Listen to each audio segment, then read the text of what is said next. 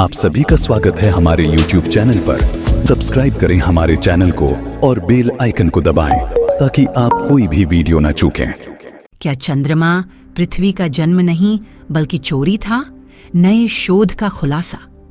क्या आप मानते हैं कि चंद्रमा पृथ्वी का हिस्सा है? क्या चंद्रमा का जन्म धरती पर किसी विशाल टकराव से हुआ था?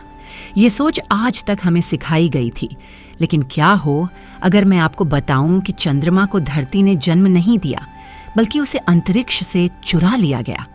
जी हाँ, एक नए शोध में यही दावा किया जा रहा है, जो अब तक की वैज्ञानिक मान्यताओं को पूरी तरह से हिला सकता है।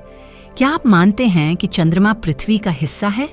क्या चंद्रमा का जन्म धरती पर किसी विशाल टकराव से हुआ था? ये सोच आज तक हमें सिखाई गई थी, लेकिन क्या हो अगर मैं आपको बताऊं कि चंद्रमा को धरती ने जन्म नहीं दिया बल्कि उसे अंतरिक्ष से चुरा लिया गया। जी हाँ, एक नए शोध में यही दावा किया जा रहा है, जो अब तक की वैज्ञानिक मान्यताओं को पूरी तरह से हिला सकता है। पारंपरिक मान्यता, 40 साल पुरानी थ्योरी। हमने 40 साल से यही माना है कि चंद्रमा का जन्म तब हुआ जब एक विशाल खगोलीय वस्तु ने धरती से टकराया। इस टकराव से निकले मलबे ने एक रिंग के रूप में पृथ्वी के चारों ओर चक्कर लगाते हुए चंद्रमा का निर्माण किया। अपोलो मिशनों के दौरान 1969 से 1972 के बीच अंतरिक्ष यात्रियों ने चंद्रमा से 800 पाउंड से अधिक चट्टान और मिट्टी एकत्र की। इन नमूनों के अध्ययन में पाया गया कि चंद्रमा की रचना धरती से काफी हद तक मेल खाती है।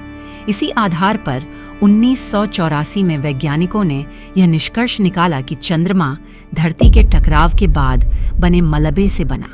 नई थ्योरी, चंद्रमा बाहरी अंतरिक्ष से आया था, लेकिन हाल ही में 2 पेन स्टेट यूनिवर्सिटी के शोधकर्ताओं डैरेन विलियम्स और माइकल जगर ने एक नया दावा किया है।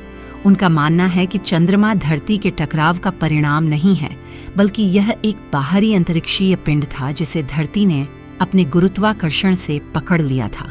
उनके शोध के अनुसार चंद्रमा कभी एक टेरेस्ट्रियल बाइनरी सिस्टम का हिस्सा था। जब यह धरती के करीब आया तो पृथ्वी ने इसके एक साथी पिंड को दूर धकेल दिया और चंद्रमा को अपनी कक्षा में खींच लिया। चंद्रमा की अलग कक्षा विलियम्स और जगर ने अपने अध्ययन में बताया कि अगर चंद्रमा धरती के टकराव से बना होता तो यह हमेशा पृथ्वी के भूमध्य रेखा के ऊपर चक्कर लगाता। लेकिन हमारी स्थिति यह नहीं है। हमारा चंद्रमा पृथ्वी की भूमध्य रेखा की जगह सूर्य के साथ ज्यादा मेल खाता है। इससे यह संभावना और बढ़ जाती है कि चंद्रमा धरती पर किसी बाहरी ग्रहीय सिस्टम से आया हो। ट्राइटन का उदाहरण और चंद्रमा की अंडाकार कक्षा विलियम्स और जगर ने अपने शोध में ट्राइटन, नेपच्यून के सबसे बड़े उपग्रह का उदाहरण दिया है।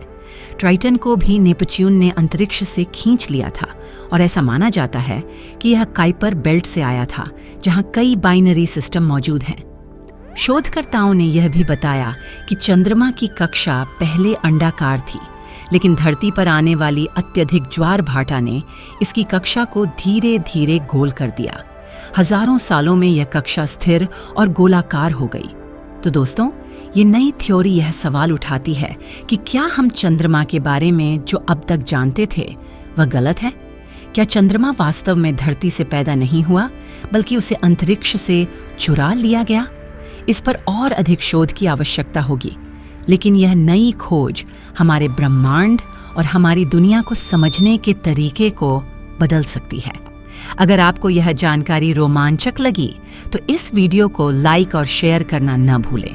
चंद्रमा और हमारे सौरमंडल से जुड़ी ऐसी ही और अनोखी जानकारियों के लिए सब्सक्राइब करें।